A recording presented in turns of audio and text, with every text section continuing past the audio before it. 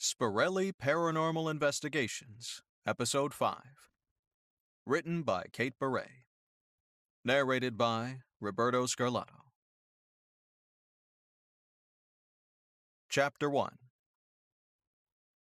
Jack had been giving some thought to Spirelli Paranormal Investigations, where it had started and where it was going, what his long-term plans for the business were, and how he'd ensure both the businesses and his survival beyond the next case that came through the door. I'd actually like to see tomorrow, Bob. Several tomorrows, preferably with the business intact. His Arcan Sonny Bud looked up at the sound of his name. He didn't move from his curled-up position in the client chair on the other side of Jack's desk. He just lifted his head and blinked sleepy, puppy dog brown eyes at Jack. The little fuzzy guy was great company, and Jack had thought so even before he'd discovered the impact Bob had on his business. Who would have thought that having a small corkscrew-tailed critter living secretly in his shop would have such a startling effect? The junk shop had become a successful enterprise overnight due to Bob's presence. Jack remained mystified by the method. But at least now he knew to thank Bob when customers purchased odd objects in the shop he was certain he'd never acquired. Where had these mysterious items originated? Also an unanswered question. But Jack wasn't about to grill his fuzzy little benefactor. "Sorry, buddy. Just thinking out loud. Go back to sleep." Bob squeezed his eyes shut, let out a tiny sneeze, and settled in to nap again. Jack scratched the day's growth of beard on his chin. He wasn't sure why, but Bob had started to hang out, nap, and visibly wander around the store a week or two after the resolution of his buddy Nelson's case. Whatever the reason, he was great company. Bob was like a warm blanket on a cold day, but for the soul. Jack grunted, then leaned back in his chair. He was going nuts, or he needed more sleep. He scrubbed his face with both hands. So far, he'd only come up with one solution. The ring on his finger tightened, followed by the tinkling of the front door bells and a flash of green sparkles in his peripheral vision. Marin. He rubbed his eyes, dry from lack of sleep, and when he opened them, Bob was gone. For whatever reason, Bob's recent sociability only extended to Jack. His furry buddy usually disappeared when anyone else was in the shop, even Marin. Jack didn't have long to consider the Bob conundrum. Marin came into the office and dropped into the chair vacated by Bob. "You look like shit." "Good morning." "Bender? Wild night with a new lady?" Marin crossed her arms. "But that's not it, because you've looked like this every morning for more than a week now. Your ladies don't last that long. And you're coming into the shop early every morning." "Inventory." Jack tapped a clipboard on top of his desk. "Sure, except you don't do inventory. Ever. I do it.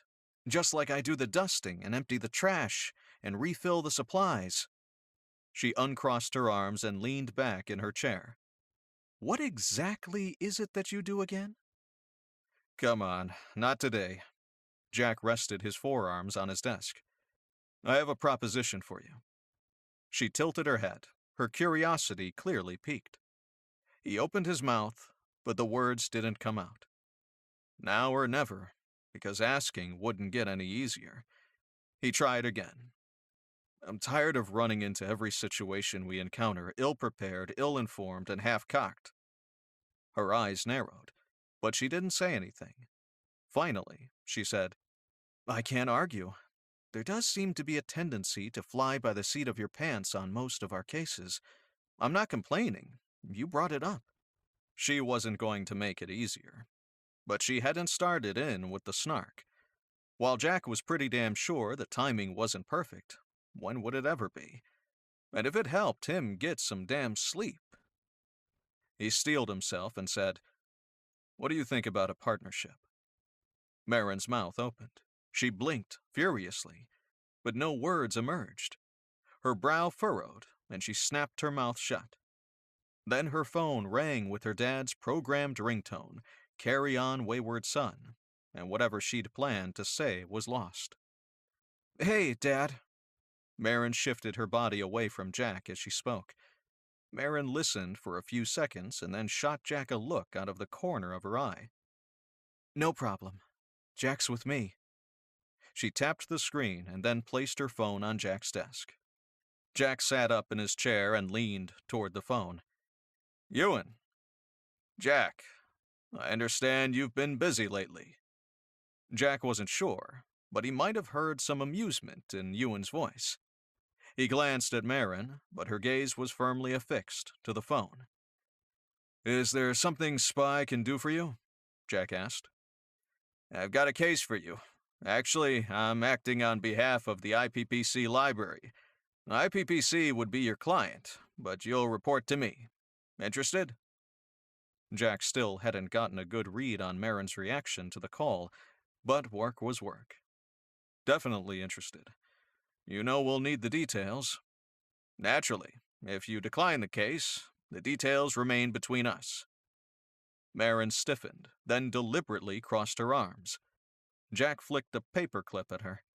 In a neutral tone, he said, "Yes, that is how it normally works." "IPPC has recently taken an interest in acquiring magical texts," Ewan said. "We've got feelers out for book leads in both the magical and mundane communities." Jack caught Marin's eye, and she shrugged. Jack leaned forward and said, "Sounds interesting. You have a local lead?" "Houston," Ewan said. "But we don't have an asset there that I trust for this particular case."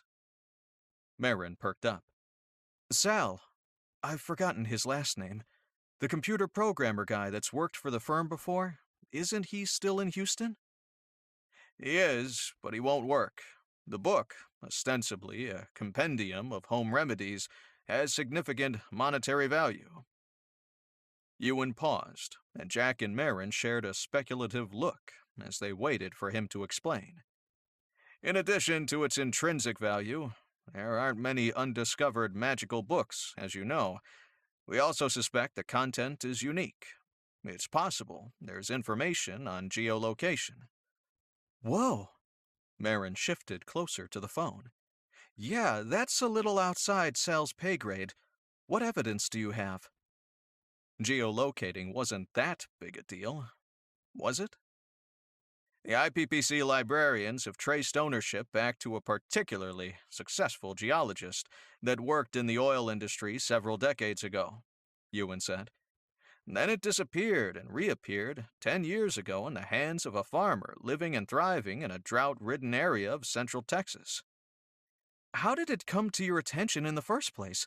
Something must have tipped you off to try to trace the ownership." Marin must have seen Jack's confusion, because she lowered her voice and said, "There are no geolocator texts." "It's a very exciting find," Ewan said. "The knowledge base for geolocators is small, and we don't have any books with geolocating information, other than some third-hand accounts. As to how IPPC learned about the book, it showed up in an online auction. The bidding pattern triggered our tracking software, primarily due to an overeager bid for what should be a relatively low-value book. Once our librarian reviewed the provenance and pulled backgrounds on the former owners, she concluded there was a high probability of a magical influence." "I still don't get it," Jack said. "If you have questions about geolocating, you have contacts you can ask. Clifford, the guy in the castle in Wales, for one. Apparently, he's got some kind of live chat, a direct line of communication between him and IPPC." "That's right," Ewan agreed. "After your efforts retrieving him earlier in the summer, that was the agreed-upon solution." Jack raised his eyebrows. His efforts had been storming a paranoid genius's fortified castle. So how's the book any more valuable than Clifford the geolocator whiz? That's the issue here. The geologist and the farmer weren't geolocators. "But they were magic users," Marin said. Ewan's reply came across the line in one tense, harsh syllable. "No." "Wow." Jack fell back in his chair. "Shit," Marin said. Silence followed. Jack was pretty damn sure that non-magical people couldn't acquire magic. Through his recent experience with the ancient dragon Joshua, Jack didn't dwell on his complicated feelings about that. He'd discovered that humans had a kernel of magic or they didn't. Ewan was implying a direct contradiction with the rules of the magical world as Jack understood them. If mundane people are cruising around the world geolocating, something is seriously awry, right? We are talking about the book imbuing its owner with some level of magical talent. We don't know that. But Ewan sounded grim, even as he denied the possibility. There are alternative explanations. Collusion with a magic user, a magical item. Marin snorted. That would be one big battery if it's a magical item. It's one thing to use magic to encode information on a book, because a record keeper also uses magic to retrieve that information. But a book that has enough juice to allow decades? Or more, Jack said. Marin just frowned and continued. Or more than decades of mundanes to use the book as some divining rod, not simple magic, then that is a seriously powerful magical item. I've never heard of such a thing, so we're talking nuclear equivalent. Or the users are figuring out how to recharge it, potentially revolutionary. As Ewan spoke, several beeps sounded in the background. I need to go. Here's the job. We need the book retrieved, immediately. It's available on the open market. We need you to travel to Houston, make a very generous offer in person, but the offer needs to be contingent upon leaving with the book. Wait, if the book is up for auction, what exactly is IPPC's plan? Jack could feel the beginnings of a dull ache in his temple, because he already knew the answer. IPPC is prepared to bid competitively. Ewan's words lacked inflection. Yep, definitely an ache. Jack said, Not helpful. Right, Marin said. If the seller isn't already aware of the book's unique properties based on the earlier high bid, he'll be curious as hell when we outbid it. Ewan sighed. We're not paying you as couriers. Sort it out. We'll cover your usual rates and expenses, and there's a bonus paid out once the book is safely under IPPC's control. Jack sat up straighter. He needed a new roof. What's the bonus? Harrington will forgive your outstanding debt. Jack's lips twitched. He owed Harrington a free job, one he'd planned to sick Marin on. And? A cash bonus. Ewan named a figure that would cover the cost of at least 2 roofs. Maybe Jack would have a look at those solar panels he'd been dying to install for so long. But he was never one to quit while he was only a half step ahead. And? Ewan made a snorting noise that sounded a lot like Marin. All right, I'll owe you a favor. No questions asked. Jack exchanged a glance with Marin. There was a tiny wrinkle right between her eyebrows that only showed up when she was annoyed and trying to hide it. Geez, how did he even know that? He shook his head. Didn't matter. No way he'd pass. Yeah, it's a deal. I'm sending the file and the bidding information now, Ewan said. Call if you have any questions. But I've got a project that's blowing up right now, so if you don't catch me, try Harrington. As soon as Marin tapped end on her phone, Jack said, Talk. Marin raised an eyebrow. Why didn't you want the case? Jack propped his feet up on his desk. It doesn't matter. It's just family stuff, nothing to do with the case. Marin studied the corner of Jack's desk intently. I mean, it's just weird to talk shop with him, but nothing specific about this case. Isn't that usually when you call him? About work? When we're in a jam or need information? Marin shrugged. Jeez, Marin, you're worse than me and my family. She perked up. You have family? Everyone has family. He thought about the question, about the partnership offer, about how long he'd known her. More politely, he said, Yes, I have family. I have a sister here locally. Anything else I need to know? About whatever is going on with you and your dad?" She shook her head, then pulled out her cell from her pocket and checked the time. Prying into Marin's family crap beyond what was necessary for the job did not appeal, so... Right. Let's call this auction house or bookstore. Jack checked his phone for the file Ewan had promised. The bookstore is in West Houston. Let's call them and set up a viewing. We're taking your car? Yes. Is your Cherokee even back from the shop? He ignored the question and dug out a can of crab. He didn't know when he'd be back, and he didn't want Bob to go hungry. Although when he was out of town, cans simply disappeared from his cupboard. Could an Arcan Sonny use a can opener? More accurately, did an Arcan Sonny need a can opener? Jack shook his head, too distracted by the upcoming case to dwell on the mysteries of magic hedgehogs. Chapter 2. Jack glanced at Marin when she jerked away in the passenger seat. She rubbed her eyes, then said, "Thanks for driving. I haven't been sleeping all that well." Jack debated commenting on the fact that dragons needed less sleep than mere mortals like himself, and asking exactly how crappy her sleep had to be to need a nap. Con: possible lengthy personal conversation. Pro: avoiding some terrible outcome because he buried his head and ignored a possible problem. "I'm fine, Jack." He couldn't miss the annoyance in her voice. "What?" "I can see the wheels turning. You can be annoyingly transparent." I didn't want to pry. He shifted in his seat, trying not to squirm. "Should I pry?" He caught her head shake out of the corner of his eye and swallowed a sigh of relief.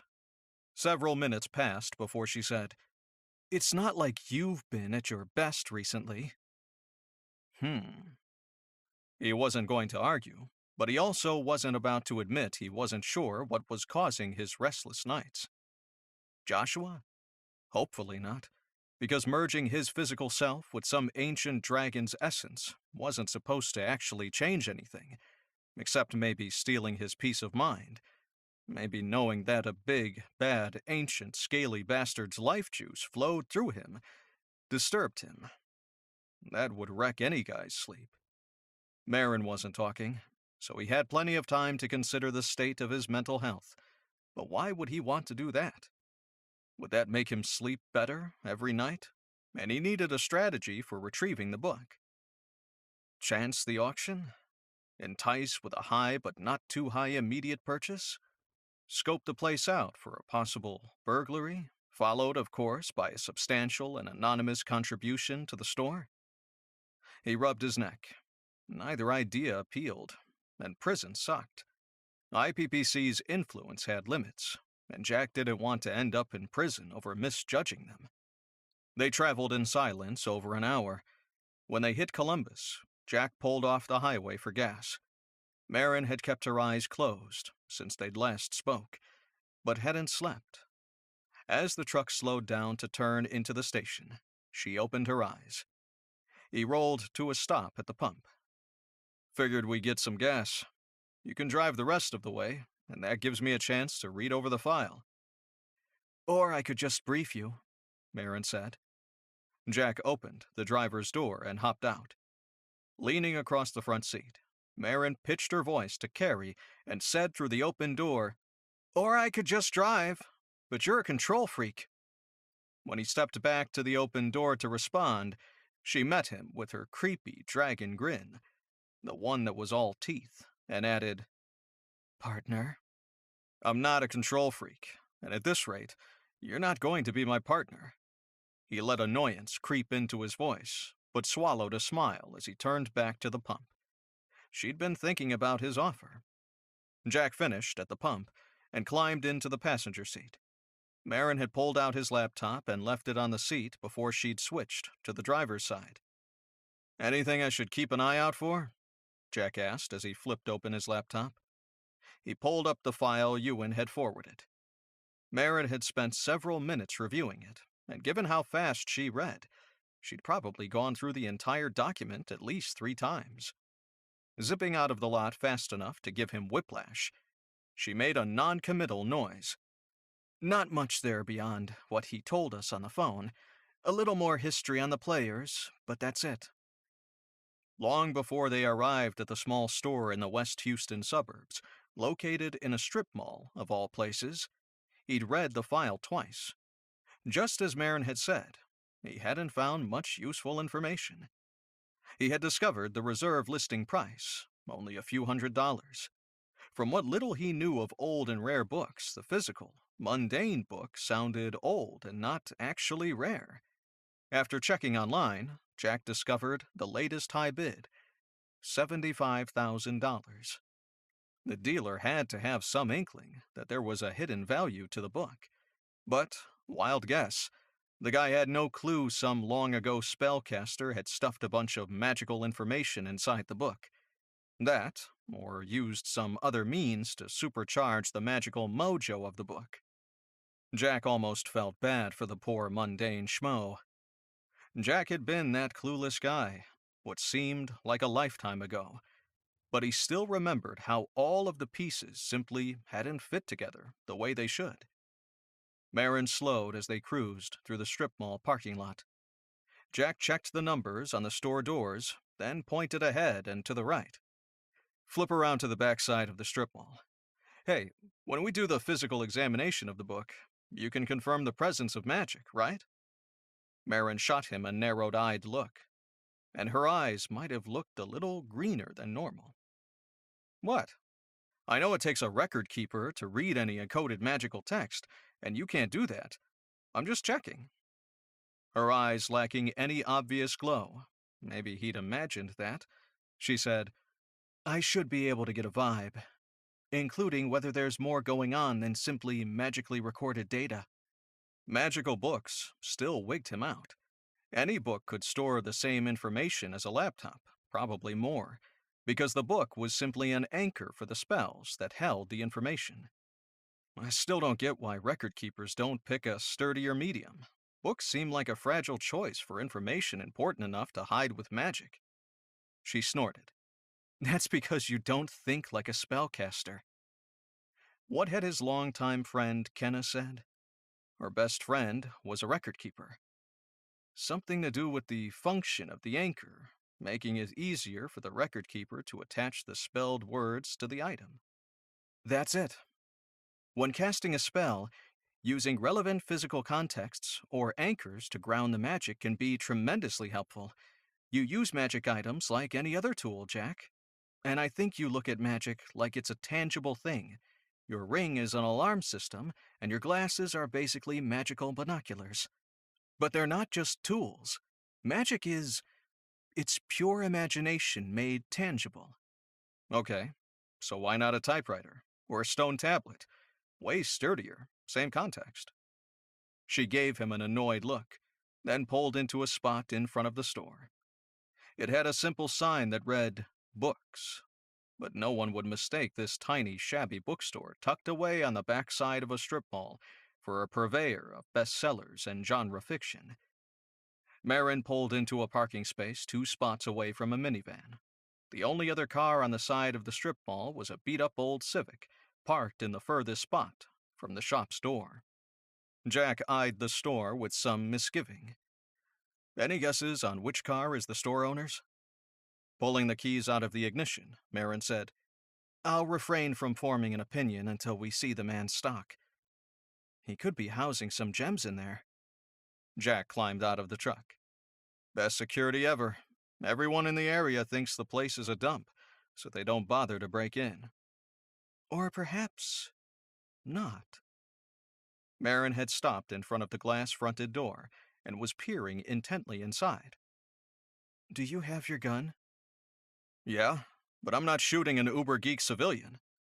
The words flew out of his mouth on autopilot, but his body responded to the threat she'd identified. As he drew his backup .38, he stepped away from the door. Plan? Keep the 2 guys who are tearing the place apart from leaving with our book. You good with that? Sure thing. You got the unarmed civilian to the right? She motioned to the right front corner of the store. When he nodded, she gave him her toothy dragon grin. "I'll take the disrespectful shits throwing books around." She motioned to 11 o'clock. Jack nodded. Marin started a countdown from 3. Chapter 3. 1. Marin pulled the shop door open. Jack slipped in and dipped right. A gasp revealed the exact location of a very large man cowering low in the corner. Jack ducked down beside him, just as a shot echoed through the room. Shaking his head as his ears rang, Jack leaned close to the man and said, "Braithwaite?" The guy looked at Jack like he'd gone mad. A thin line of flame streamed through the still-open door. An agonized scream followed. "I hope you're Braithwaite, and those guys are actually robbing you, because my partner just torched one of them." "Yes, yes, yes, yes, yes, yes." Jack had to put his hand on the guy's arm to get him to stop repeating the word. "I'm your 12:30 appointment." He flashed the terrified man a grin. "We're a little early." The shop owner breathed out a barely audible, "Thank God." Jack could see a thin strip, a slice of the shop between the register he'd hunkered down behind and the scattered bookshelves. He flipped his gaze from that narrow view to the door, then back again, waiting. He really had too much shit going on in his life. Someone was shooting at him, and he barely felt a rush. That was messed up. Marin appeared in the doorway before he could get too philosophical. Her movements were smooth and economical as she moved to join them. "Looks like they've moved to a back room." "Mr. Braithwaite?" Jack touched the man's arm again. "You have a back room?" Braithwaite fell from his crouch to sit on the floor, as if the air had suddenly left him. He nodded furiously. Jack guessed at the reason for the sudden release of tension. "There's another exit, isn't there?" Another nod from Braithwaite was followed by a massive crash from the back of the store. "Shit!" Marin ran to the back. "You stored the auction book in the back room?" Jack touched the man's arm when he didn't respond. "Mr. Braithwaite, the book?" "Yes, yes, the back room." Several seconds passed. Then the front door opened. Jack raised his gun. Not that he doubted Marin's ability to kick two guys' asses and walk away. He lowered his gun as Marin walked in. "They're long gone." She lifted her phone. "I got a shot of their license plate, but I doubt it'll help. I texted it to my dad, the license and some other info on the book. Figured we'd use his contacts to pull the registration in a police report if it was stolen." Jack nodded. He turned to consider the pale countenance of the shop owner. They could hardly leave Braithwaite here to report an uncontrolled story to the police. "Mr. Braithwaite?" Jack offered him a hand up. "Let's talk expenses. We'd very much like to cover the costs of this incident, in exchange for a few small considerations." Chapter 4. When Jack left the shop, he clutched a receipt for a compendium of home remedies in his hand. While possession would have been infinitely better, IPPC now held legal claim to the book. Mr. Braithwaite had been rather surprised by the generous offer for a book that he had said was a very nicely preserved example, but otherwise unremarkable. Mr. Braithwaite happened to be one of the few honest men left in the world, a fact that became painfully obvious when they'd begun negotiations for the book and his cooperation. He claimed the excellent condition of the book and a resurgence of interest in natural remedies had slightly elevated the value, but he stressed that the value could never rise to the level Jack was offering to pay. "Let's hope Mr. Braithwaite's memory remains suitably vague after his vacation in Belize, and that Harrington doesn't have a heart attack when he gets the tab." Marin pulled the truck keys from her pocket. After she hopped in the driver's seat, she said, "And what was with the whole laser thing?" "What else would you call a thin blue flame?" Jack shrugged. "I was in the moment. High-tech seemed a better choice than magic. And speaking of pinpoint laser flames, your control of fire in human form has improved, Or the neighbors got an eyeful of scaly lizard lady. She turned to him with a bland expression, then back to the car out of the space. No, she'd have to be insane to flash her elephant-sized self in a strip mall parking lot. He examined her face, and she looked too innocent. You're shitting me. How do we explain that away? Cutting-edge laser tech is bad enough. What, PCP exposure? Filming a commercial? With hidden cameras? How about a rip in time allowing dinosaurs into our world? Marin readjusted her rearview mirror slightly. Besides, it's only a problem if there's a witness. Jack snorted. And you ate them before you came inside, so no worries? Don't be an ass. Would you rather have been shot? Not really. She waved a hand vaguely in the direction of the parking lot behind them. And look around. There isn't a soul. I've no idea how Elliot Braithwaite was making a living with that place. Especially in this area. It's been hit hard recently. Recently unemployed and underemployed are not our Mr. Braithwaite's bread and butter. If you had more respect for vintage comics, you'd probably have spotted them in the shop. Jack had caught sight of a handful in the back room when they'd verified the book's theft. He gave her almost pristine car a hard look. Come to think of it, you have a distinct lack of respect for all things vintage, but vintage comics might bring in some cash for him. Dragons live in the now, I've told you that, and sometimes it's easier surrounded by new things. Glancing out of the corner of her eye, she said, And your Jeep isn't vintage. It's a piece of shit you need to replace. Now she was just trying to piss him off. He opened up his laptop, then remembered her comment about the book. What other information did you get on the book? Oh, shit, that's right. Death magic. The shop, the back room especially. The book is obviously the source. Even the parking lot reeked after our shooters made off with the book. Death magic, as in dead people juicing up the book and powering its magic? When she tipped her head once in affirmation, he asked, How in the hell did you spot that before we even went in the back room? If death magic were a smell, it was stinking up the entire store. That's a lot of death. She glanced at him and raised her eyebrows. That's a powerful book. Jack couldn't help but dwell on exactly how powerful. The little experience he had with death magic had given him a healthy respect for the sheer magnitude of magical power it generated. One death had powered a containment ward for more than 100 years. That was serious shit. He forced himself to turn his attention to his laptop. He wanted another look at the book's provenance, as well as the research done by the in-house IPPC librarian, and freaking out like a kid who just watched his first horror flick wouldn't help. By the time he'd settled into his research, several minutes had passed, and he realized he had no clue where they were headed. Where are we going? Are you going to tell me what you're doing? Maybe the partnership offer had been premature. Then again, she had just dragon lasered a bad guy. That was pretty badass, and probably partner-worthy.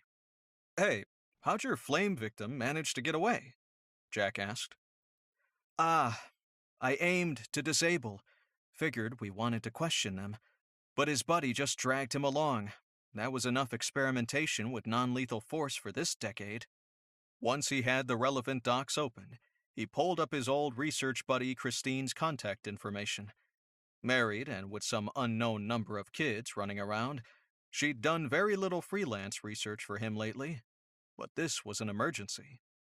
He tapped call. Hey, Chris. How's my favorite research assistant? He spent 5 minutes updating her on the request and skirting questions about the case. The client was another matter. He asked her to copy Ewan on the results.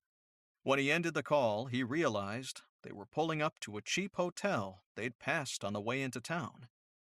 More private than a restaurant, and we can order pizza when we get hungry. Marin pulled into the covered temporary parking area for registering guests.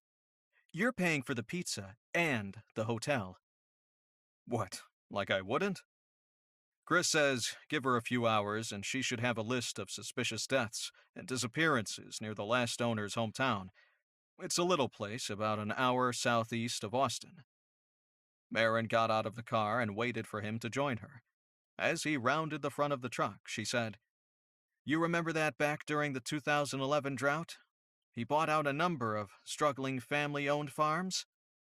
Not in and of itself terrible, but he managed to profit immensely by installing or upgrading irrigation systems and implementing more modern farming practices."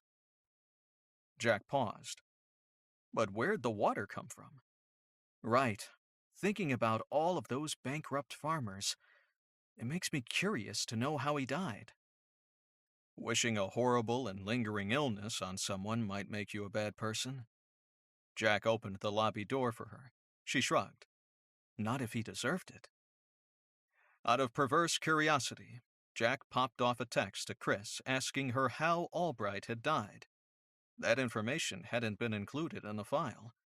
And if the successful Mr. Albright had murdered a bunch of locals to power his water divining book, then, yeah, the guy might have deserved a horrible and lingering illness. And that was why they'd make decent partners. They agreed on the important shit. Chapter 5. Jack was in the middle of eating a piece of almost hot pizza when Christine returned his call. He still hadn't heard from Ewan, but Marin hadn't seemed surprised when he mentioned it earlier. Jack answered and tapped speaker. "Hey, Chris. I've got Marin with me." "Color me shocked. How have you not flame-broiled him yet, Marin? And, Jack, I say that with love in my heart." Marin grabbed another slice and dropped down on the bed. "He's an angel. A cheap, sentimental, slightly sleazy angel." Chris laughed. "You guys are spending way too much time together." Jack couldn't help noticing his longtime buddy didn't bother to deny a word of Marin's criticism. Cheap, sleazy. Since when am I sentimental? Marin swallowed a bite of pizza. "The Jeep." Almost at the same time, Chris said, "Your car." Enough about Jack and his many failings. The laughter had died from Chris's voice. She was suddenly all business. "Open the zip file I sent you. There's a photo compilation inside." "Got it." Jack clicked the file labeled Montage, then blew up the image. Holy shit. Marin flipped his computer around, greasy fingers and all, so she could see the screen. She shoved the last bite of her pizza into her mouth and belatedly looked around for something to wipe her fingers on. Jack handed her a handful of paper napkins. Marin snatched the napkins, but then her attention immediately pivoted to the screen. These look like crime scene photos. Is that legit? Jack and I have a don't ask, don't tell agreement, so no comment. You see the pattern? How could anyone miss it? One photo after another of slashed victims jumped off the screen at Jack. How could the FBI miss it? Excellent question, Chris said. Creative wording, failing to report, but I don't have a good answer. The kids are about to get home, have to run. I'll keep poking around and we'll check in with additional information. Thanks, Chris. Jack ended the call, and then set his phone on the nightstand, well away from any pizza grease. I'd like to know what local law enforcement have to say. Marin barely kept bits of food from flying as she spoke around the pizza in her mouth. Similar knife wounds that would have all caused massive blood loss. Jack winced. Might ask if you were raised by wolves, but the ones I've met have better table manners than you. Marin swallowed, wiped her mouth, and then chucked the wadded-up napkins onto the nightstand. Brachial, carotid, and femoral arteries cut. All injuries that would have caused massive blood loss, and the injuries appear to have been made with some sort of blade. A clear pattern. How could the locals not have seen it? She lifted a finger toward the screen. Hey, not the screen! Yanking her hand back, she scowled at him. Something's off. These should have been recognized as possibly the work of one person. First, there were 7 murders in 10 years. Second, look at the locations. Jack pulled up a county map on his computer. Pointing to the area just southeast of Austin, he circled the relevant area with his fingertip. They're spread over 4, maybe 5 counties. Even so, 7 murders in such a low population density area, something's hinky. And where's the news coverage? Serial killer on the loose in Central Texas. That kind of thing. Someone's hushed these up. Marin rolled off the bed and disappeared into the bathroom. Jack could hear the water in the sink running. He pitched his voice to be heard above the water. If they didn't want the murders discovered, why a cover-up? I'd make sure no one found the bodies. She came back, drying her hands on a small towel. We both know I'd just incinerate them. Did you get the files as well, or just the pictures? We've got the files. Give me a second, and I'll forward them. When he was done, he said, Code Red files. Is Code Red the one where I get fired if the info leaks, or the one where I have to clean your car? She glanced at the little blue telephone box replica in her hand, and then frowned at him. He gave her a blank stare. The one where I leave old French fries to petrify under the driver's seat of your car, but I'll consider firing you. I will be very careful. The two of them spent some time familiarizing themselves with the files, but it was only an hour or so later that Chris sent them an update with Mr. Stanley Albright's cause of death. And then they changed the focus. Albright's death had been ruled a suicide. The 65-year-old farmer turned businessman had slashed his wrists vertically. No history of previous attempts was documented in his medical files. In fact, there was no record of depression at all. For the next several hours, they dug through the files looking for some connection between the victims, something beyond Albright to tie them together. Albright may or may not have orchestrated what were looking more and more like sacrificial murders, but it looked like he wasn't the linchpin. The man could hardly be the linchpin if he was also a victim. Jack's phone chirped as a new text message came in. He blinked and rubbed his burning eyes. Too much reading and not enough blinking. He opened the message. Church of the Book. And tell Chris she'd like working for us. He replied, I don't work with clients who steal my contractors. As an afterthought, he added, Thanks. Hey, your dad just texted me. Have you seen anything about a Church of the Book? No, but hold on. Marin pulled her laptop closer and started clicking and tapping. Here, it looks like a woman was questioned closely because of a previous assault against her husband. She was discounted based upon a confirmed alibi, provided by her church. Well, they would give her an alibi if one of them slit her husband's throat, wouldn't they? Just because they use the word book in the name, it doesn't mean anything. That could easily be a reference to the Bible. Marin tapped a few keys and then said, Ouch! Her husband's injury was to the femoral artery, sliced in the groin. Now that sounds like something an angry wife might either do or have done to her husband. And a fantastic way to torture a guy. Don't move, buddy, or we might miss. Jack resisted the urge to cover his junk. Sure, the guy was worried about his dick right before he was brutally murdered. She didn't look up, just kept scrolling through the file. I don't see any reference to the name of the church in here. That's odd, right? Yeah. Hey, I found a website. Jack flipped the screen around for her. Like all good nonprofits, they've ensured there's an easy way to donate online. 3 physical locations. Jack switched back to the county map. Yeah, all 3 church locations are well within that 5-county region I showed you before. And there's only one pastor for all 3 branches. Road trip? Sounds like a plan. She snapped her laptop shut. You're driving. I read faster, and I want one more look through those files for any hint of a church or a religious group. But try not to drive like a little old lady. Chapter 6. Where's all the blood? Jack had been driving about an hour now, and it had been bugging him for several miles. What? Marin pulled her attention away from her laptop. What blood? Exactly. What blood? The crime scene photos show no blood from wounds that would have bled profusely. So where is it? And going with your local law enforcement involvement theory, the missing blood from each scene should also have tied the murders together. Marin turned off the music. Since only about half of the victims appear to have been moved, according to the case files, and there's no sign the scenes have been tidied when the victims weren't moved, the murderer or murderers must have collected the blood. My vote's for the blood being integral to the sacrifice. So how does that work? How should I know? No super secret dragon knowledge about blood sacrifices? Or what about Ewan? Is he ever going to get back to us on the death magic aspect? When he has something, he'll let us know.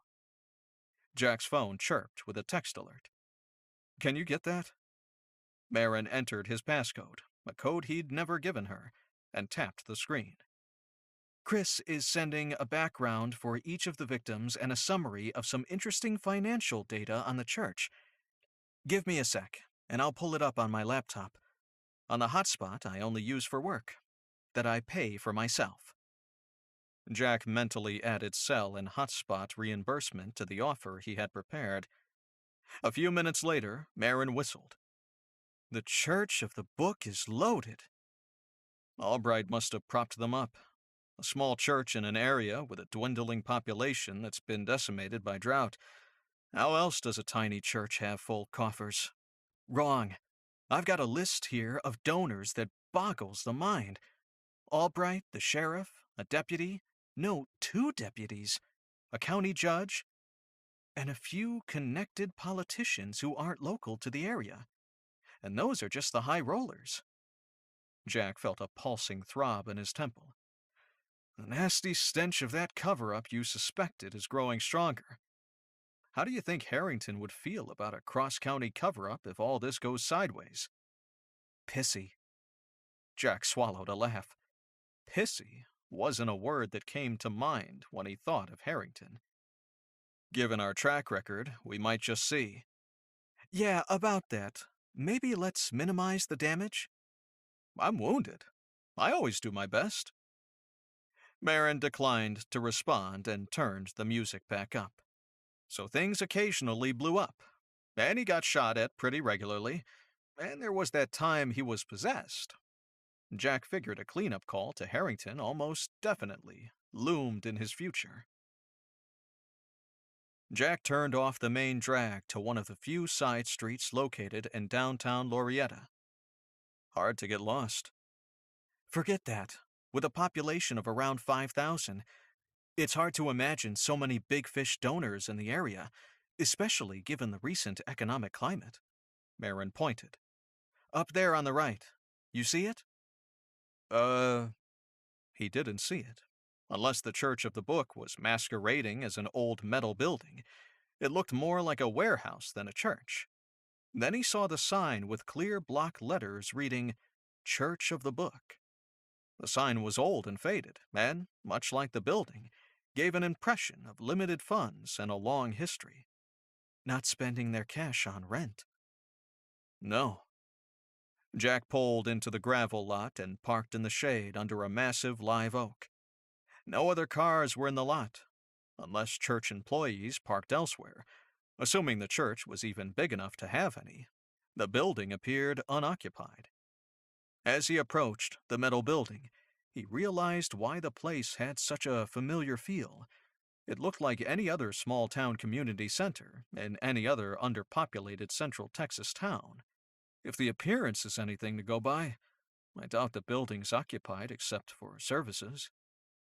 As they reached the door, Marin pointed to the small placard with the church's hours listed. 2 services on Sunday, and an evening service on Wednesdays. They might be out of luck to meet the minister or staff, since it was a Tuesday. 3 services for a small church that gives the appearance of being underfunded and serves a town of 5,000? Jack asked. Don't forget the other 2 locations. The same pastor serves all three churches. She turned to try the door, then glanced back at Jack when it swung open. Maybe someone's cleaning? Jack paused at the threshold, then whispered, We're thinking about moving to the area. Sure, honey bunch. Jack nodded, and Marin opened the door wide. The temperature difference as he crossed the threshold made him pause. Old metal buildings were notorious for having poor insulation and being a bitch to keep comfortable. And yet the interior of the building was cool and dry, and on a day with no services, and not one car in the church's lot. He paused at the entrance, allowing his eyes to adjust to the dimmer light. By the time he could see well enough to differentiate large shapes, the man had spotted them and was approaching. Maybe letting the dragon with preternaturally keen eyesight to go first wouldn't hurt. Hello! Welcome to the Church of the Book. How can I help you? A man in pressed khakis and a polo shirt stood smiling at them. His medium brown hair was close-cropped, and his smile automatic. Jack extended his hand. I'm Jack, and this is my girlfriend Mary. We're looking at moving in the next few months. You know, get out of the city, away from the high property taxes and the traffic. We saw the sign and figured if anyone was in. As Jack spoke, the man shook his hand firmly and then turned to Marin. She smiled in greeting, but didn't offer her hand. Yes, of course. I'm Pastor Rick, and I'm happy to help if I can. What questions do you have? I guess, what's it like to live here? Jack took a casual step closer to Marin, putting her at girlfriend rather than colleague distance. It's quieter than Austin, certainly. We've got a mix of farmers and ranchers. Can I ask what you do? Oh, sure. I'm a writer. Living in the country, writing on the porch. Jack shrugged. It's always been a dream of mine. And I do medical transcription, so I can really work anywhere. Marin had pitched her voice higher, and she sounded so unlike herself that Jack had to stop himself from doing a double take. Well, you won't want to be too far out of town so your internet service is more reliable. I know a few houses that might fit the bill. Are you looking to buy or rent? It really depends on what's available. Jack looked around the room, at the neatly lined up chairs and the altar. Do you get a good turnout for services? We do. I'm fortunate that Laurietta's residents are a devout group. Jack paused, waiting for an invitation to join the service, scheduled for the following day. When none was issued, he said, So are you from here originally? No, Dallas, but I've lived here for several years. Basically a local, right? Jack gave him a genial smile. Do you live here in town, or out in the country? A little out of town. Marin leaned closer to Jack and bumped against him affectionately. That's what I think we should do, but Jack would rather be directly in town. Well, if you don't have any other questions... Pastor Rick looked in the direction of the door. Right, we need to get going. Jack turned to the door, then paused and said, One last question. If you were looking to move out of Austin, would you settle in Laurietta?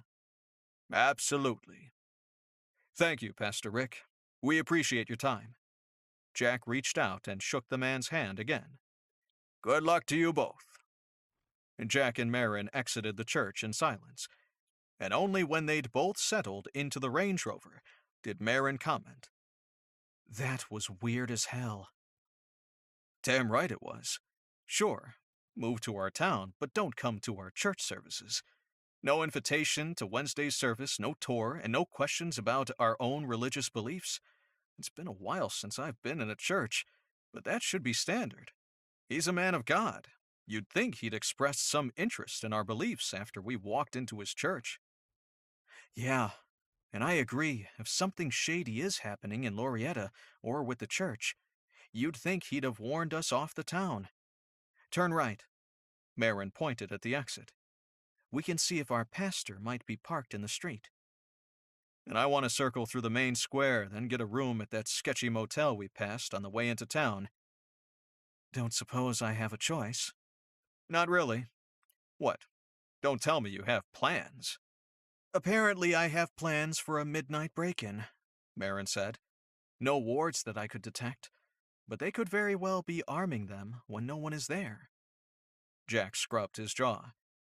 We haven't encountered anyone with magic yet. I'm betting no wards. Old-fashioned security, maybe, but no magic. This entire case has a very mundane feel. Except for the stench of death magic all over the bookshop, I'd agree. I don't really understand how these people got mixed up with death magic. Any hint of death magic unleashes the wrath of the entire magical community. Jack coughed back to laugh. We're in Central Texas. What magical community? The Lichen? They have their own problems, and this wouldn't appear on their radar. The Coven of Light? Hell, they'd join in. No, not the Coven. I mean, yes, they would join in. I think we know how enamored of death magic they are, but there's no indication of their involvement. And what's with the players? A judge, cops, a council member, the large geographic spread? It's all so improbable without some larger context. If the church is involved, and my money's on them being ass deep, then that's the nexus. And what do all of the contributors have in common? Wealth, power, influence. Marin buckled her seatbelt. Cop up ahead. Pretend like you know how to drive and where you're going. Jack drove exactly the speed limit as he passed the small police station with a single cruiser parked out front. Could the entire town be involved? If the minister of the Church of the Book was a key player, then what were the broader implications? The sensation of being watched, like a bug under a magnifying glass, made him glance around the empty streets. Suddenly, this typical Central Texas small town felt like the setting of a horror flick, eerily empty and suspiciously run down. A few minutes later, when they were about halfway to the motel, Marin said, "Don't make a fuss, but I think we're being followed. The car behind has made the last 3 turns with us." That might explain the uneasy sensation he'd been feeling since they'd left Glorietta. Unfortunately, there was a long stretch of road ahead with no turnoffs. He kept traveling, the same speed, and without obviously checking his rearview mirror, until they reached the motel. He verified the dark blue sedan was still behind him, and then kept driving past the motel. How far to the interstate from here? Marin pulled her phone out and fiddled with her navigation. About 3 miles. Jack had only gone another mile when the old blue sedan sped up and passed them. He took his foot off the gas and watched as the car sped past. I hate to sound overcautious, but maybe skip the motel? Marin scanned the area. The Range Rover was hardly inconspicuous, and even less so in a dive motel parking lot. We'll camp out at the shop, between your place, my place, and the junk shop. It's the shortest drive to the church. You're sure that's still a good plan? If they were following us... Right, I get it. Pastor Rick sent them. Let's say you're right. Getting out of Glorietta isn't a bad idea, and we'll just return cautiously.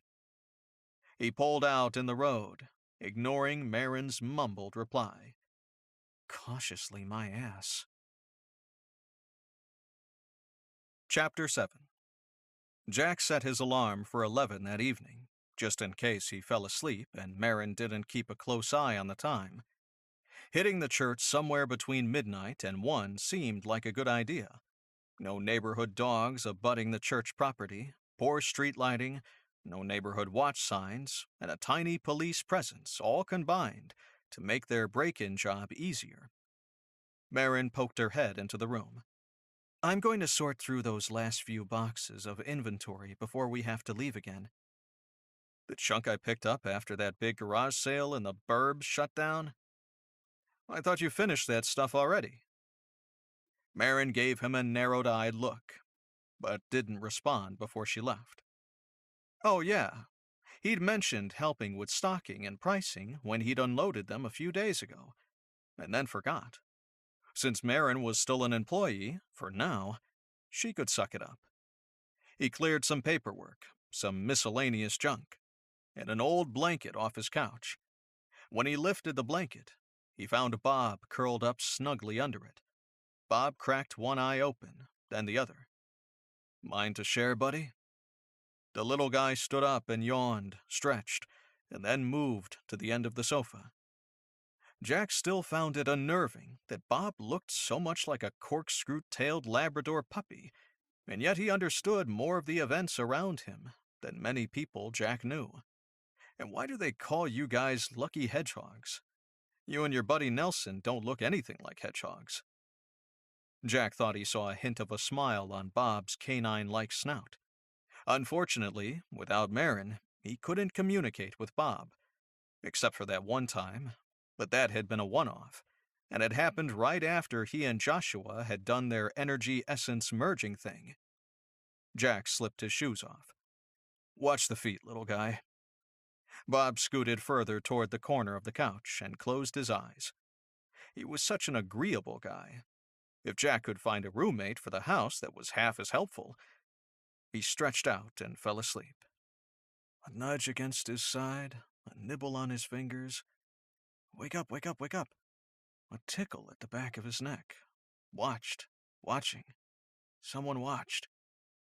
Teeth scraped sharply against his knuckles. "Ow!" Jack jerked upright as Bob disappeared. "What the—" Hands jerked his shoulders, his ankles. He tumbled to the floor. His right hip throbbed. His gun. He reached for his ankle holster. Too slow. Pain exploded in his shoulders. Arms twisted high above his head. He looked but couldn't see Marin. Another jerk. This time his ankles. The muscles in his legs strained.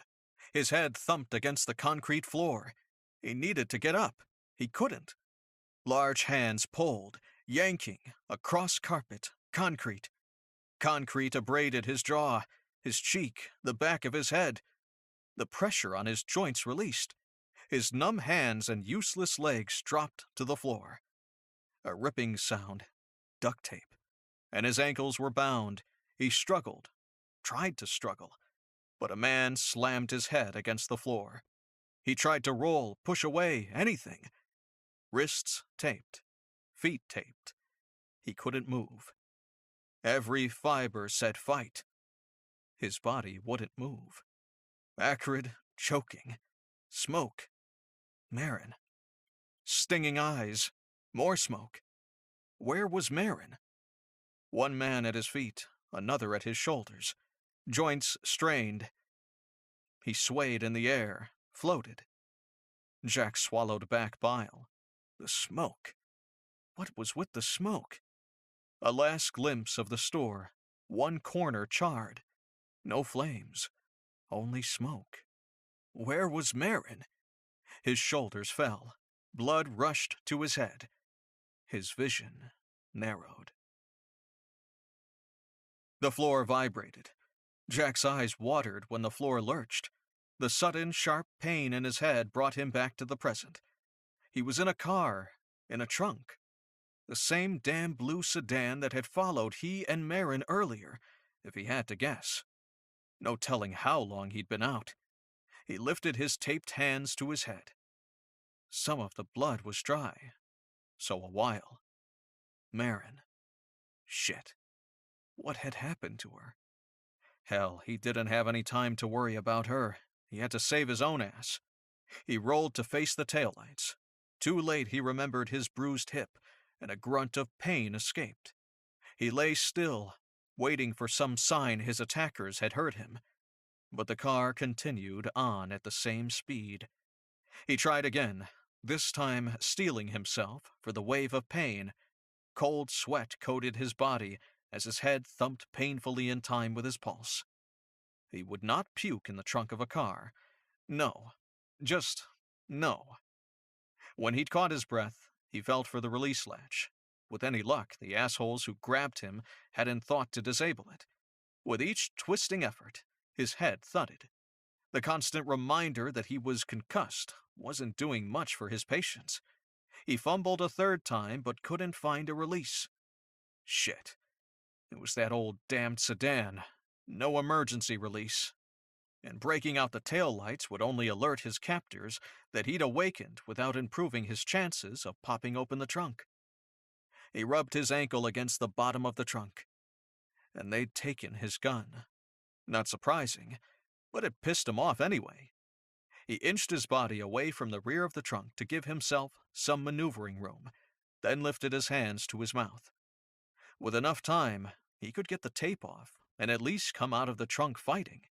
Just because they wanted him alive now didn't mean they intended to keep him that way. He'd worried about a quarter-inch tear in the tape around his hands when the car decelerated. It felt like they were exiting a highway or interstate. Jack focused all of his energy on the duct tape. If they arrived before he freed his hands and feet, he'd be helpless. He ignored the tiny voice in the back of his head that said they'd be armed, and bound or not, he was screwed. But that little voice wasn't any damn help. None at all. Half an inch. Just a little more time. The car slowed and turned, the crunch of gravel under the tires giving away their location. The Church of the Book parking lot. Jack would bet cash on it. The car rolled to a stop. Chapter 8. Jack calmed his breathing, pushed away the pain, and readied himself for a final effort. One car door opened and slammed shut, then the other. The sound of crunching gravel neared, stopped, and then moved further away. Gradually, the sound of footsteps disappeared. Jack strained to hear any sign that someone was outside the car, but he couldn't block out the pounding of his own pulse in his ears. He turned back to his restraints. He needed to focus on one thing at a time, and he might stay conscious and have some chance. He gnawed on duct tape till the ache in his jaw started to compete with his pounding head. Finally, the last strands gave way. At well over 6 feet, Jack took up most of the space in the trunk. Reaching his feet proved more difficult than he'd guessed. With some careful shifting and rolling, he tucked his knees up close enough to his chest that he could touch the tape on his ankles. It took more than a dozen tries, but he finally found the edge of the tape with his cramped, numb fingers. Unwinding it in the tight confines of the trunk also proved a challenge, and by the time he'd finished, he'd exhausted himself. Without some serious painkillers or a healer, he wasn't about to put up any kind of fight when that lid popped open. Jack. Jack's head jerked up when he heard Marin's voice. He narrowly missed pounding his head for the second time, or was it third, time that night. Shit, Marin, where the hell are you? Above the church parking lot. No.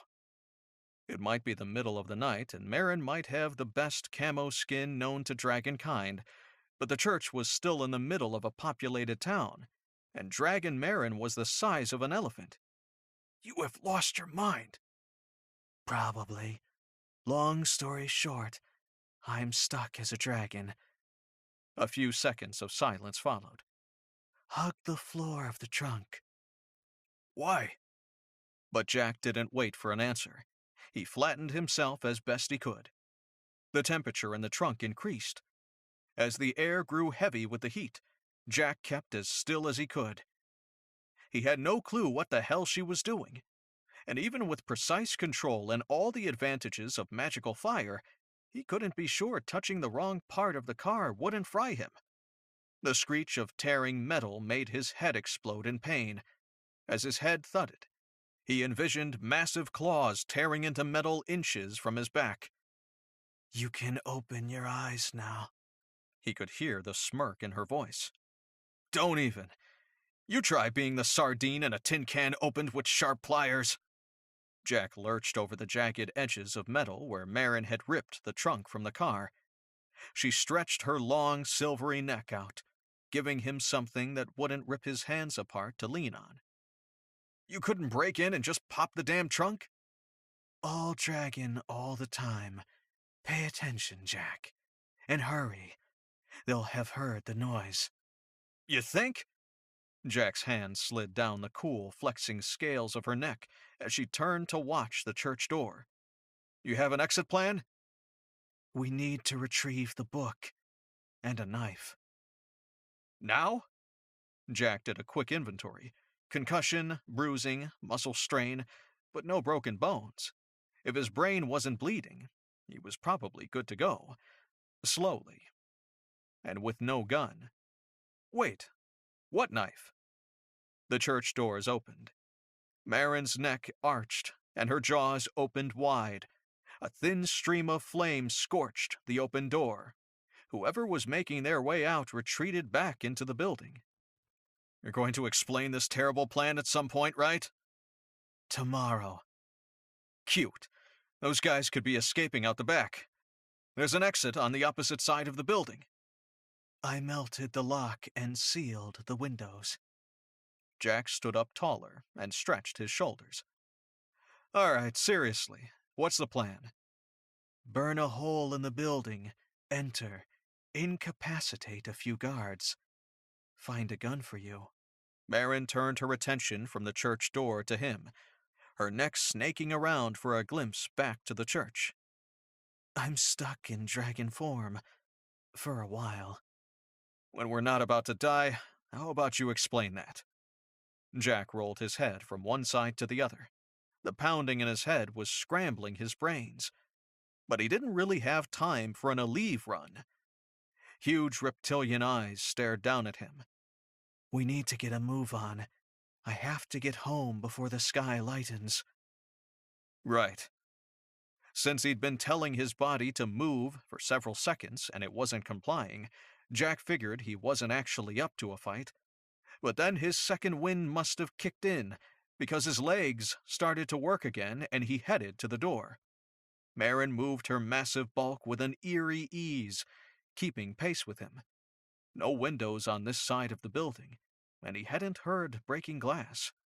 But there was no telling what the pastor and his congregation had gotten up to while he and Marin had been outside, not communicating. Any clue how many people are inside? 6. Marin moved in front of Jack as they got close to the front door. She may have baby scales that were soft by dragon standards, but she was still less vulnerable to gunfire than he was. He kept his hand on the silvery scales of her back, left haunch, as they approached. Don't get close enough for hand-to-hand. That knife will kill you on contact. And Jack had his answer to several questions. A knife that would kill him, and seriously mess up a dragon. Probably how he'd been nabbed to begin with. He'd been grabbed after Marin had been incapacitated by this mysterious knife. What's it look like? The scales under his hand vibrated, and he walked through a small puff of steamy air. Was she laughing? It looks like a knife. Without warning, Marin rocked back on her muscular haunches and shot a wide burst of blue flame at the building. Jack peered around her and watched as a hole appeared in the side of the building, and then the flames simply disappeared. Someday he'd stop expecting magical fire to behave like normal fire. It took a moment for his eyes to adjust after the quick flash. The scales under his hand moved, and Marin was several feet in front of him by the time he could see all of her bulk. And yet she moved with unexpected speed. Jack jogged behind her. At least the adrenaline had finally kicked in, and his head didn't explode with each step. The hole they entered was easily twice Marin's width. She'd approached at an angle to minimize their exposure, and a split second before stepping through, she shot a burst of steam through the entrance. As a scream shattered the air, Jack realized he hadn't even known that Marin could blast steam. He needed a dragon resume.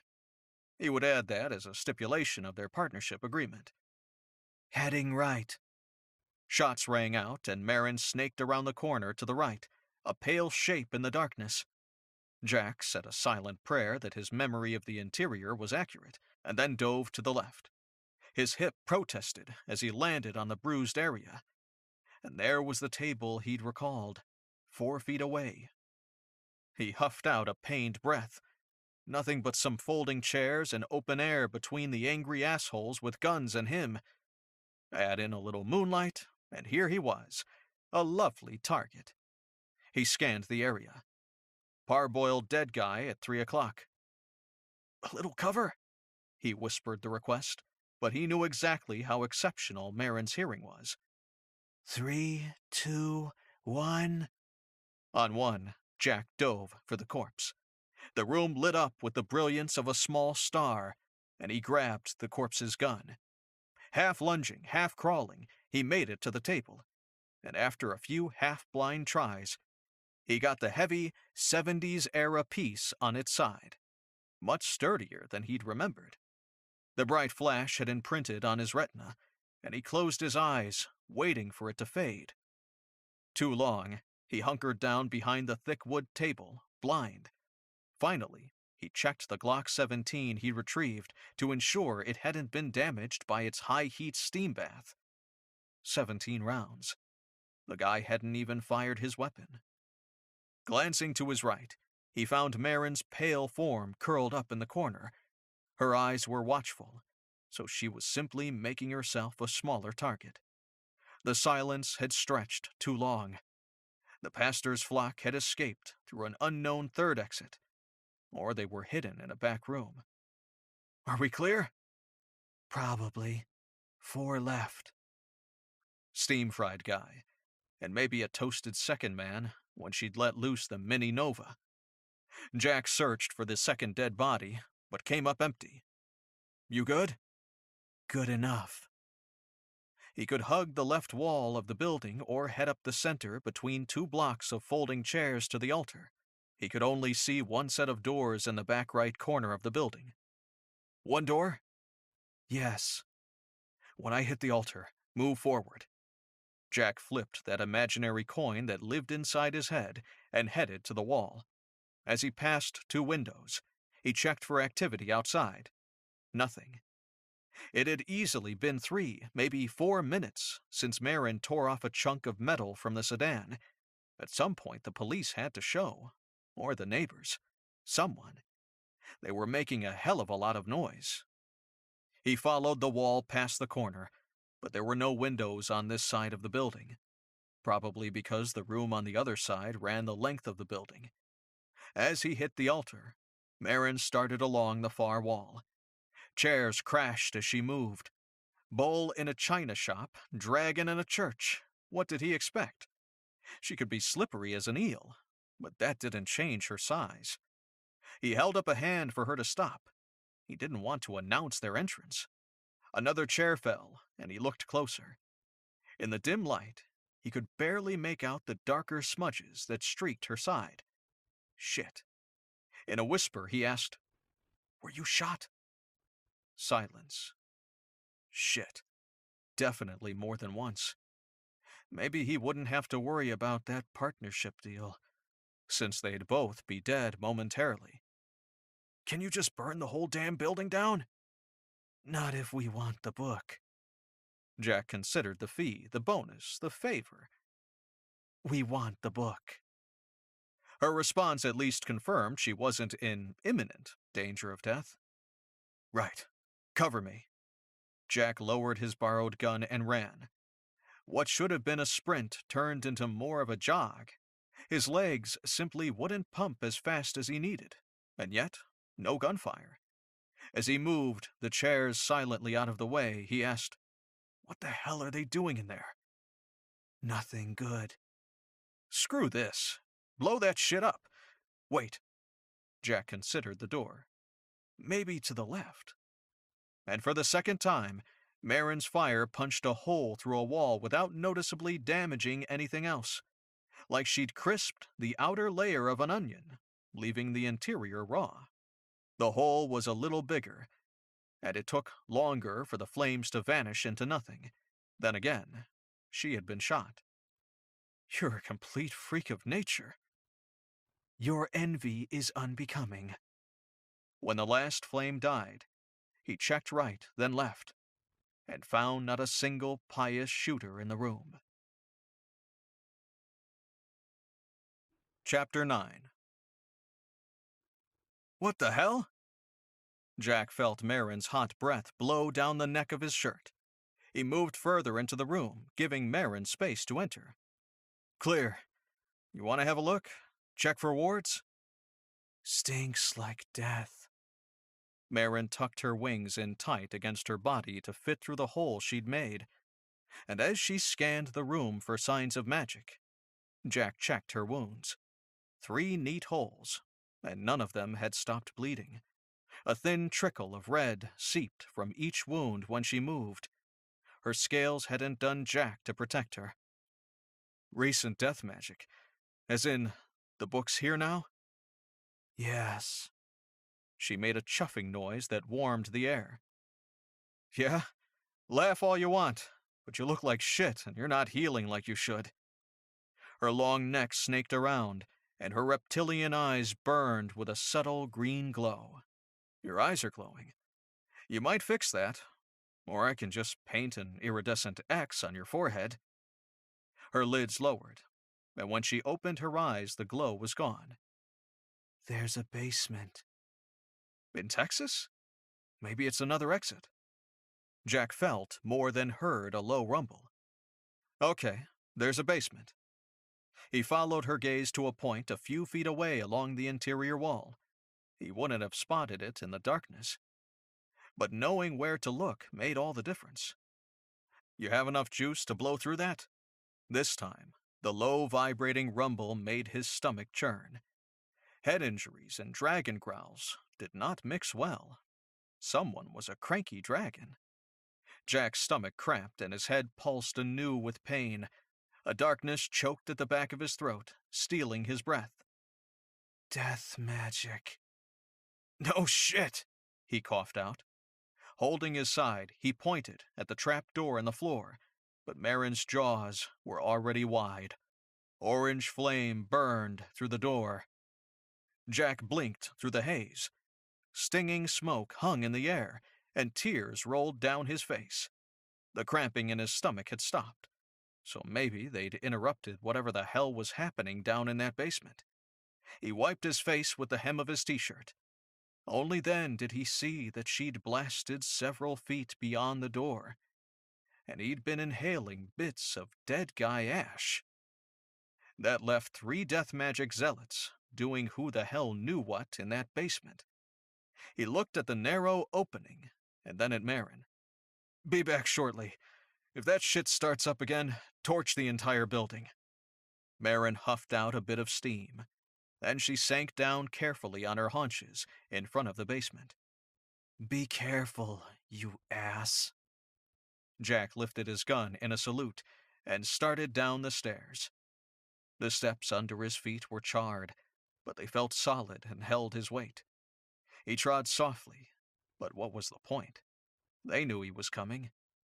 Then he felt it again, that terrible sense of dread.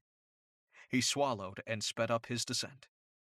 The bottom of the steps opened to the right, so he hugged the left wall, hoping he'd be able to quickly sweep the entire room.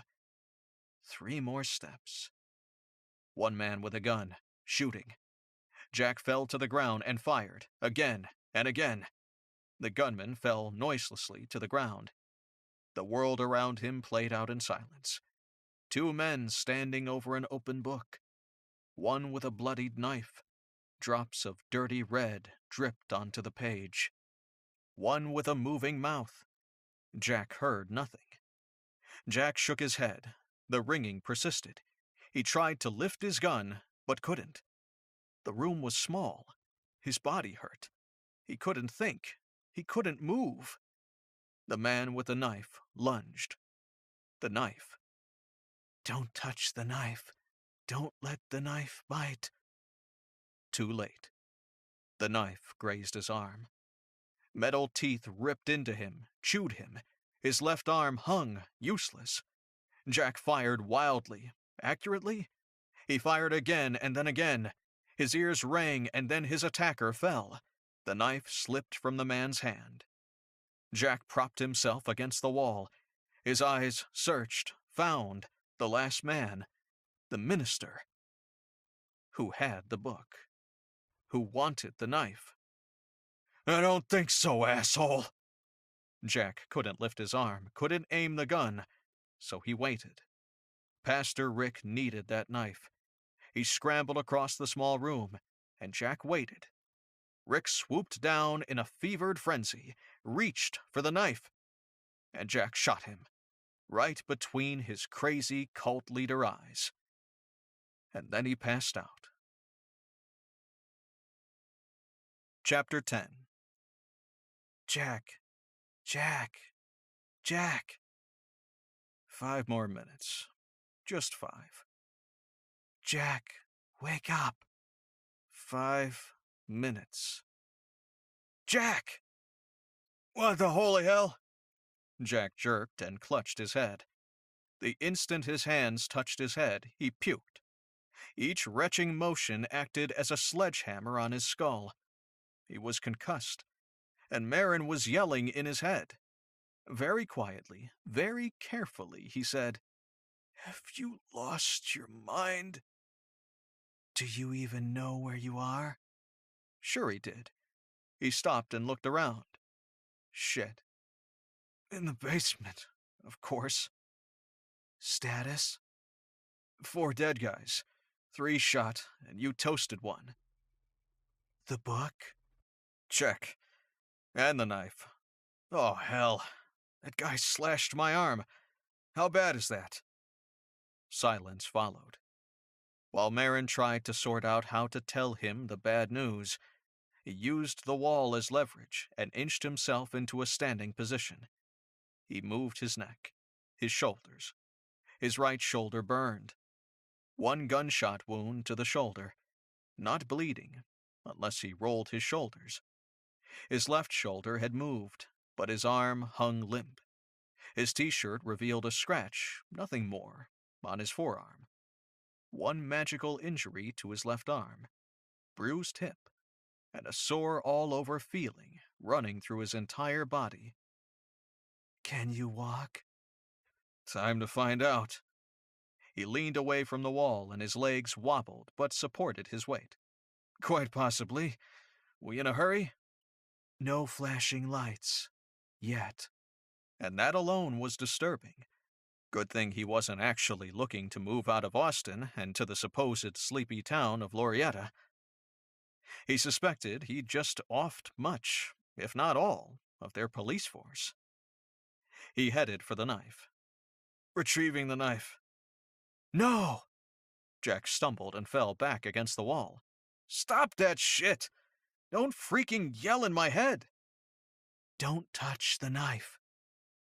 You want me to leave the biting knife that makes an entire limb numb with a scratch? Is that wise? Jack blinked. Wait, what the hell is going on with my arm? That's fixable, right? Sure. Shit, you have no clue. Nope.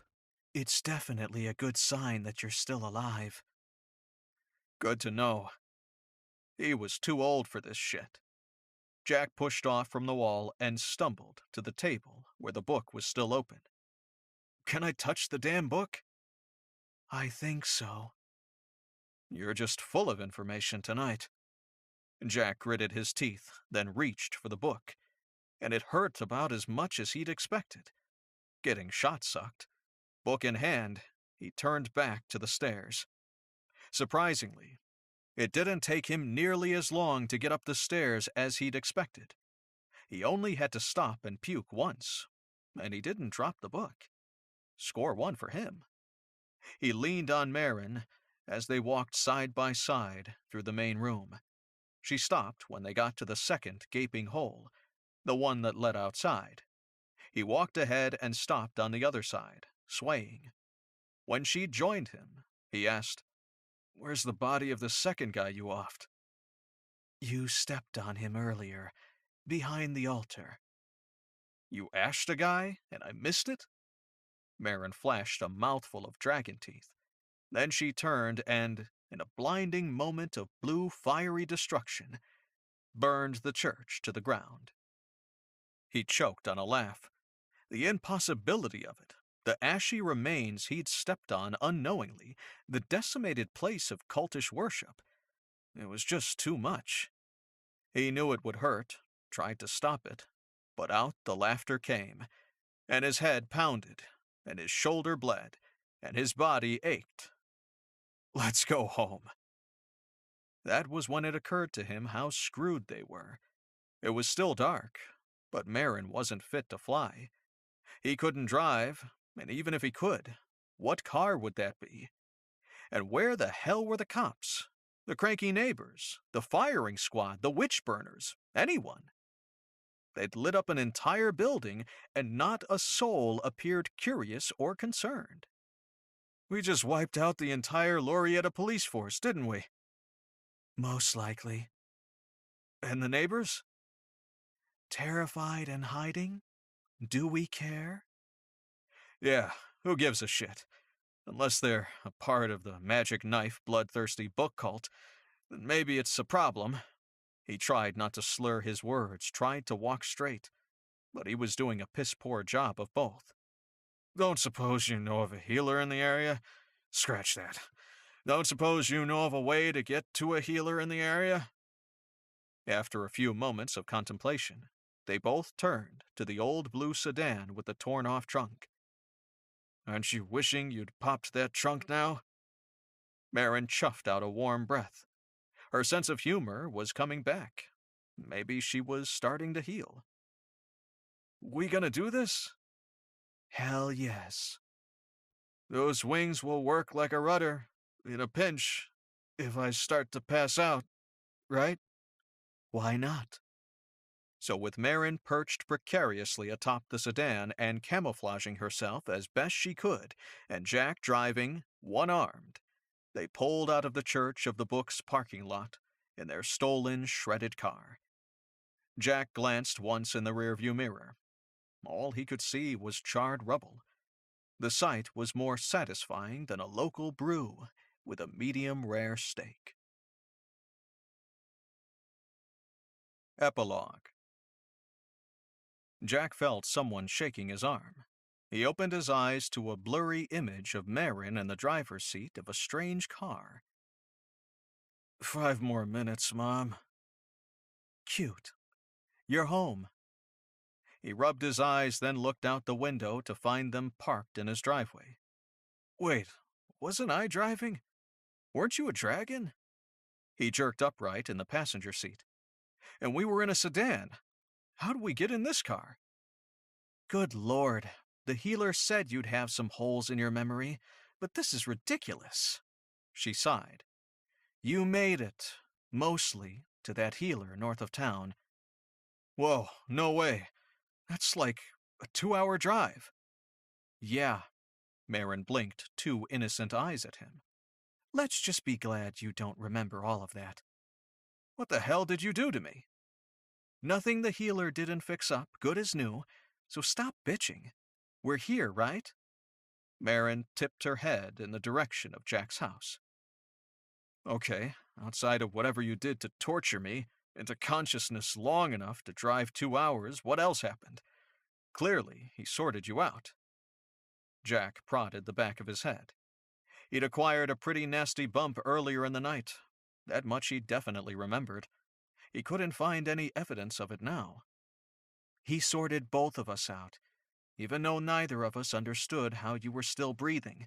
That knife, the one I very specifically told you to be careful of, it's designed to drain your energy when it cuts you. Okay, but it's not like my neck or my groin was slashed wide open. The victims we discovered had lost a lot of blood, so I wasn't ever really in danger, right? Sure. Tell my dad and Harrington that. They're both in transit, on their way to pick up that completely innocuous knife. Marin shot him an annoyed look. You're a lucky bastard. Maybe he was. Maybe he had some kind of mysterious edge. Maybe the knife hadn't cut deep enough. Maybe they were all wrong about how powerful the thing was, or how it worked. Where's the book? Marin reached behind his seat and pulled out a plastic grocery bag. She raised an eyebrow. Think you can manage to hang on to it for a few hours? Dad's swinging by to collect it after he and Harrington secure the knife. I'll manage. Jack grabbed the bag. Before we part ways, can you tell me what it does? I flipped through it. I didn't study it, and I can't read it. Right. Only a spellcaster can do that. But, underneath the stench of death magic, it definitely has a geolocator vibe. If I had to guess, I'd say it's likely the magical map of everything. Underground water supplies, rare minerals, hell, it might have led those goons that stabbed me and kidnapped you to the junk shop. Ah, your freeze frame in dragon form. I wondered how that had happened. Jack winced. Are we going to be reading about dinosaur sightings for the next month? The human ability to deny the existence of magic, even in the face of scaly, winged proof, is infinite. Jack hopped out of the car. He was surprisingly limber, considering the damage he'd undergone such a short time ago. Healers were a wonderful thing. So, no dinosaurs? She flashed a smile at him, a genuine one. Don't be foolish, Jack. You know I always eat the witnesses. After she'd driven away in a car he suddenly realized he didn't recognize, he remembered they hadn't discussed the partnership offer. Tomorrow, maybe next month. He headed up the steps of his porch. He'd get around to it. The end. This has been Spirelli Paranormal Investigations, Episode 5. Written by Kate Beret. Narrated by Roberto Scarlato. Copyright 2016 by Catherine G. Cobb. Production copyright 2017 by Catherine G. Cobb.